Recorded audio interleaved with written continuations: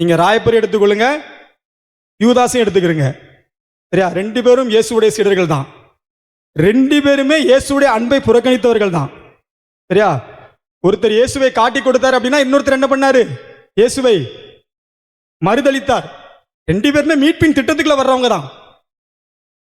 2 பேருமே மீட்பின் திட்டத்தின் அடிப்படையில் செய்ததுதான். 2 பேருமே கடவுளுடைய அன்பை தான் புறக்கணிச்சாங்க. ஆனா 2 பேருக்கும் இடையே உள்ள வித்தியாசம் என்ன அப்படின்னு சொல்லி சொன்னா, ராயப்பர் கடவுளுடைய அந்த மன்னிப்பின் அருளை நம்பி என்ன பண்ணாரு? கடவுள்கிட்ட மன்னிப்பை பெற்றுக்கொண்டார். யூதாஸ் என்ன பண்ணா?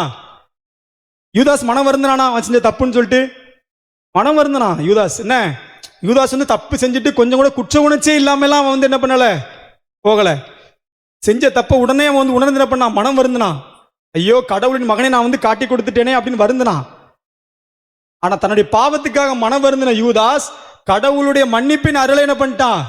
புறக்கணிச்சிட்டான்.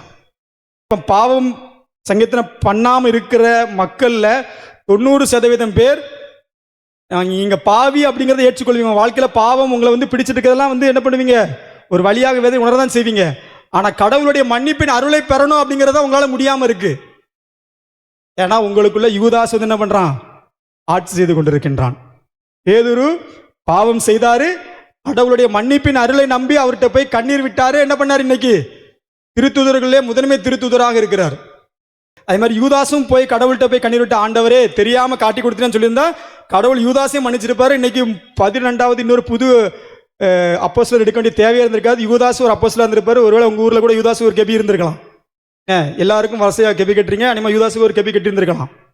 ஆனா அவன் கடவுளுடைய மன்னிப்பின் அருளை புறக்கணித்ததுனாலதான் இன்னைக்கு என்ன பண்ணான்? யூதாஸ் பெரும் பாவியாக அடையாளப்படுத்தப்படுகின்றான். எனவே நீங்களும் எந்த காரணத்தையாவது சொல்லி ஒப்புரவு சாதனத்தை புறக்கணித்துக் கொண்டே இருப்பீர்கள் என்று சொன்னால், நீங்கள் யூதாசை போல கடவுளுடைய அருளை புறக்கணித்து பாவியாகவே நீங்க என்ன பண்றீங்க?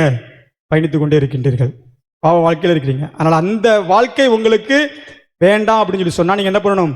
ஒப்புரவு சாதனத்தை அணுக வேண்டும். உங்க பாவங்களை அறிக்கையிட்டு உளவியல் ரீதியாகவும் ஆன்மீக ரீதியாகவும் நீங்கள் விடுதலை பெறும்போதுதான் கடவுளுடைய மன்னிப்பின் அருள் உங்க வீட்டில் எவ்வளவு ஆசீர்வாதமாக வந்து பொழியப்படுது அப்படிங்கிறத நீங்க வாழ்க்கையில உணர முடியும். இது அனுபவமாக மட்டும்தான் இருக்கும். வெறும் செய்தியா கேட்டீங்கன்னா இது வந்து புரியாது. இது அனுபவமாக மாறும்போது தான். அனுபவமாக மாறணும் அப்படின்னா சிம்பிளா நீங்க செய்ய வேண்டியது பாவ சிந்தனை பண்ணணும், அவ்வளவுதான், சிம்பிள். நீங்க பாவ சிந்தனை செய்து பாருங்க. ஒரு 2-3 முறை நீங்க வந்து அதுல மனம் ஒன்றாமல் செய்தாலும் அடுத்த முறை நீங்க என்ன பண்ணுவீங்க? மனமொன்றி செய்கின்ற அந்த அருளை கடவுளே உங்களுக்கு கொடுப்பார். சரியா? நீங்களும் பேதுருவை போல ஒரு புனிதர்களுள் ஒரு முதன்மையானவராக உயர்த்தப்படுகின்ற அளவிற்கு கடவுள் உங்களுடைய வாழ்க்கையில உங்களுக்கு ஆசீர்வாதங்களை நிரம்ப பொழிவார்.